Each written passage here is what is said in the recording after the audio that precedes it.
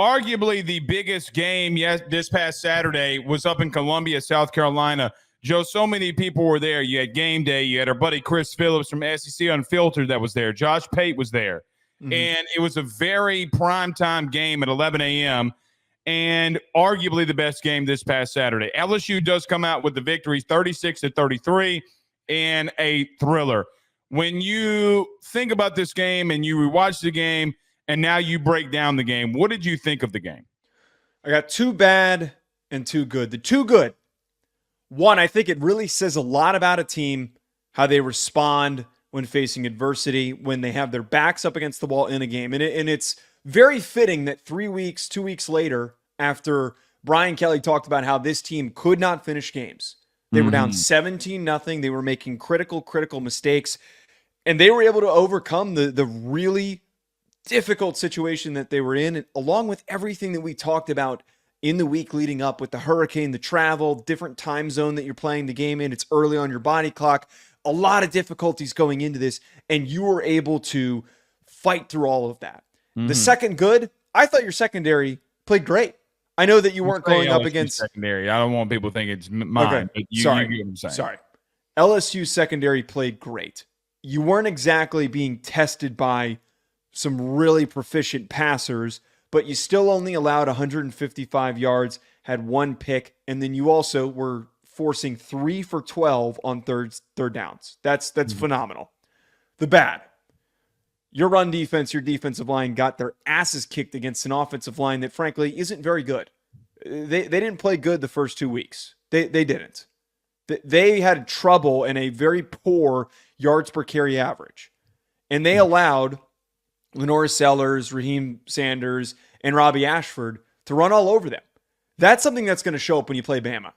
It absolutely is. The way that they ran the football against Wisconsin, that is going to show up when you play Alabama and other difficult teams on the schedule. And the last thing, I think there is a little cause for concern that is fixable, but the way that Garrett Nussmeier played and the play calling from Joe Sloan, I'm not satisfied with it. 40 passing attempts, a lot of mistakes, an over-reliance on having to throw the ball to keep yourself within the game when you were having success on the ground. That stuff is going to catch up to you eventually. You cannot sustain success if you're LSU throwing the ball as much as you were in the way that you were doing it. All right, so let's stick with LSU here since we're breaking them down and talking about the game. Look, I do think that it's something to be said to your point. To start off with the number one, you're down 17-0. You're getting your teeth kicked in, right? South Carolina opens the game up. They march right down the field. They score a touchdown. Lenore Sellers without the goggles, Joe, he's like Superman. He takes off the goggles, and here he goes. We're not allowed to bring up the glasses. Okay, well, whatever. But kid can really play, and he's a real true dual threat. I thought he got in some really bad situations. He threw the interception. He had a sack fumble that he had that kept LSU and got back LSU in the game. But they had a block punt. They're down 17-0, and LSU storms back. To be honest with you, I thought that was based off of more of what LSU did and the way that they stormed back and the schemes and the things that they were doing. They spread it out. They threw it all over you, and they started scoring the football or started scoring touchdowns. But the thing for me here is I think that what's going to get missed in this and all of this, the South Carolina fans are blaming the refs and blaming bad calls. Can I cut you off just one quick second on that? There are very rare exceptions when officiating should get brought up in the outcome of a game. I don't want to hear it. Yeah, no, I don't want to hear it. That call could have gone either way. The one where they're the most pissed about with the pick six, you can't lay out a guy like that when he's turning. You just can't. It's not that he's a quarterback. I mean, everybody's like, right. Because he's a quarterback. But no, it's a blindside block. You can't hit a guy when his head's turned. You just can't do that. It's 2024. Player safety is so important. You can't talk about the way that people were talking about with Tua's injury and how messed up that was and demanding that the guy retire and then act like it's a stolen circumstance here by taking that play away from South Carolina because you hit a kid when he had his back turned. That could have gone really badly if he was just 10, 15 degrees turned further the other way. Right. I think that for me, watching LSU, when they started spreading things out and started throwing the football and started getting guys like Aaron Anderson, the former 5-star, involved, when they started getting Kyron Lacey involved in the passing game. CJ Daniels, Joe, I got to be real with you. I mean, look, he's not talked about enough. They're not getting them the football enough. That kid is a playmaker. Okay, he took multiple hitches and broke multiple tackles and got first downs. But it was Caden Durham in the running game that got going that propelled LSU to come back and get this win. Look, the thing that I think that LSU overcame during the week that gets overlooked is all the, like you mentioned, number one, all the adversity. Okay, all the adversity that they had to face this week was weighing on them. Game day, Josh Pate, Chris Phillips.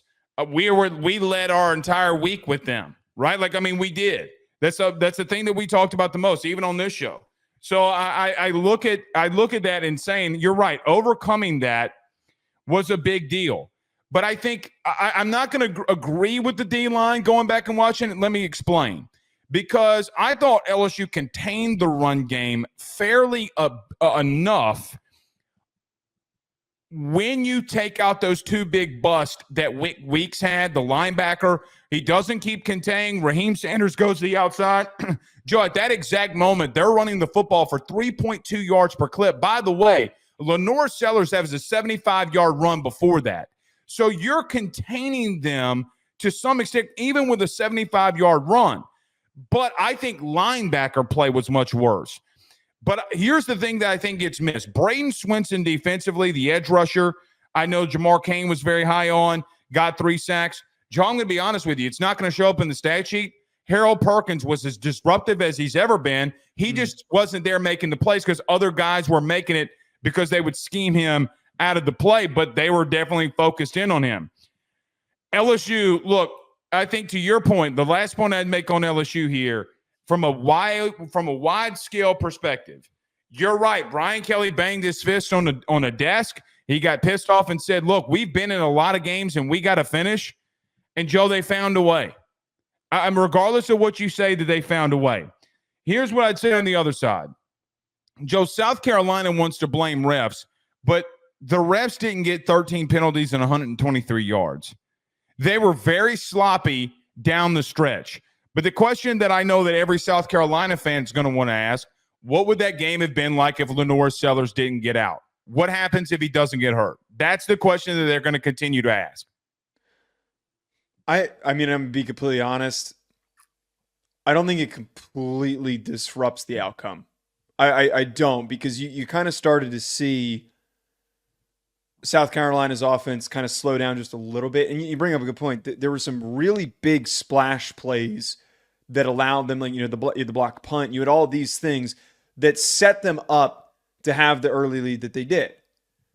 I think that Lenore Sellers is a good young quarterback, but I don't think that there's much separation between him and Robbie Ashford right now. I think that they're pretty close. And we saw that Robbie Ashford made similar plays and had some. There was that one touchdown that he had that got called back where he's like fading away, throwing the ball. It almost looks like he has no idea where it is. Yeah, he made some good 2-point conversion, but yeah, you're right. He was crazy. He made some strong plays. They have similar skill sets. They're both dual threat guys. They can connect and get into a rhythm when they're able to. I don't know if I want to. I just hate when we do this. When a team loses and then it's a coulda, shoulda, woulda. I just don't like doing that. I'd rather focus our attention on like LSU is the real talking point here. And I hate that some South Carolina fans are probably going to use this as an opportunity to just be like, well, this, and this didn't go our way. And, we'd be ranked right now if all of these things worked out for us. Well, they very well could have been. Okay. But the thing that I would say, though, Joe, is, look, I do think that if he stays in, that LSU's in massive trouble. I'm going to disagree with you there because I think he's more dynamic as a runner than Robbie Ashford is. So for that reason alone, I would say that LSU might have been in trouble. They did stop him 3 straight times outside the long run. So the last 4 drives he was in, he got 1 touchdown. That was the long run that he had. He did have multiple turnovers, and South Carolina had multiple turnovers. But I want to lean in on something here. Okay. Shane Beamer in halftime says we're blowing the game away. And I felt like that they played scared in the second half more than and LSU just kept their foot on their throat. LSU had the football in the third quarter, 13 of the 15 minutes of the third quarter. They did whatever they wanted. That's what really not getting off the field on third down and not being able to complete first downs is what legitimately lost them the football game. But, Joe, I don't know what to make of this LSU team. They got UCLA next week. Then they have South Alabama, a bye week, and then Ole Miss. You keep getting guys like Caden Durham, who I kind of want to talk about with you for just a second. I mean, Caden Durham, stood up and showed out as a freshman. Maybe LSU did find a little bit of a running game. Garrett Nussmeier getting more experience, and you like having these tough games that you're able to win and grow in experience. But, look, they finally found a run game, and I thought in the second half having over 115 rushing yards saved the day for them. I think it absolutely did, and to use this as a forward projection for LSU, I still don't know what to make of this team, to be completely honest. I'm with you. The way that I keep coming back to this, with the amount of teams in the SEC that you're going to face the rest of this year that have really good running games, I am fearful of your front sevens. I got to stop saying LSU's front sevens performance. I think that it is going to potentially hurt them against Ole Miss. I think it's going to potentially hurt them against Alabama. There are just too many opportunities to drop a game because another team is just a really good schemed up rushing attack. We're going to talk about Alabama in a second, man. That offense is humming after a lot of people were freaking out for no reason. We were the one few show to not freak out over that stuff. We were saying, all right, let's pay attention to what happens in this game. You guys aren't paying close attention to the details. But to that point, if they don't really hunker down, you're right. I should have said front seven earlier, not defensive line. If they don't hunker down better. Played well. Look, the D-line had 4 sacks. Look, the pass rush was great. Your pass rush was great. Your secondary played great. It just felt like there were too many. Yeah, there were just too many broken plays, too many opportunities for big plays. I'm not trying to singly point one kid out. Both of them happened with a new first starting linebacker that's in the game. They did some different creative things with Harold Perkins. And look, man, it is what it is. They're battling injuries. Their starting defensive tackle goes down.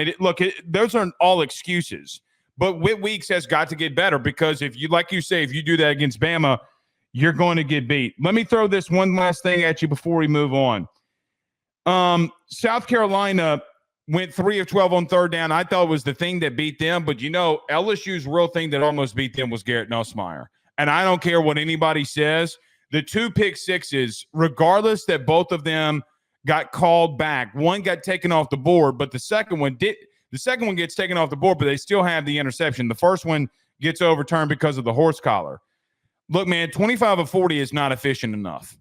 And I think that, Joe, that there were times that he was a little bit afraid in the pocket. And look, as the game went on, he stepped up in the pocket and took some shots. And South Carolina backed off of him. There was a critical third down where they rushed 8, and he hits the ball to Aaron Anderson, and they back off of him. They don't really send a lot of heat. But like when Dillard Stewart only had 1 pressure on the day and 1 QB hit, and he hits Garrett Nussmeier, and he got skittish. But I thought as the game went on, he got better. But look, man, you talk about the running game can't do X, Y, and Z defensively against Bama, Ole Miss, whatever. If you're LSU, you 1,000% cannot have those Garrett Nussmeier mistakes, because if you do, you're also going to get blown out. The last thing I'd say about South Carolina is this. Joe, I'm going to disagree with you on one massive thing. I think that they're a good football team. I don't think that the jury's out on that. I can't say that after 3 weeks. I don't like using transitive properties, but what do I know about South Carolina in the current moment? They physically dominated Kentucky like this 2 weeks ago. And then Kentucky turns right around, and I know that they're getting up for Georgia, and it's a different scenario. It's a different week. But, Joe, there's something to be said about South Carolina going on the road and beating them in Lexington, and then you turn right around against the number 1 Georgia team, and you're like, I don't think that applies in this situation to try to use that transitive property. We don't use it on this show. We don't. We try not to use it. I understand your point. There's got to be something to be said about that, though. I'm not gonna sit here and say that they're a bad team. Are they a 9-win football team? If you looked up at the end of the year, no, they're not a 9-win football team. Look, we can't jump to that conclusion after 3 weeks. We just can't, because at the same time, with how good they played against Kentucky, they played against LSU. They still made some pretty critical errors that didn't cost them against Kentucky and that cost them against LSU. And they played awful against Old Dominion. Fair. I don't think there are a lot of teams out there that after 3 weeks, I feel like I know what they are. There's a lot of teams that I have no idea, and South Carolina is one of them. They play bad against a G5 opponent. We saw people getting beat by G5 opponents and then hang 60 the next week.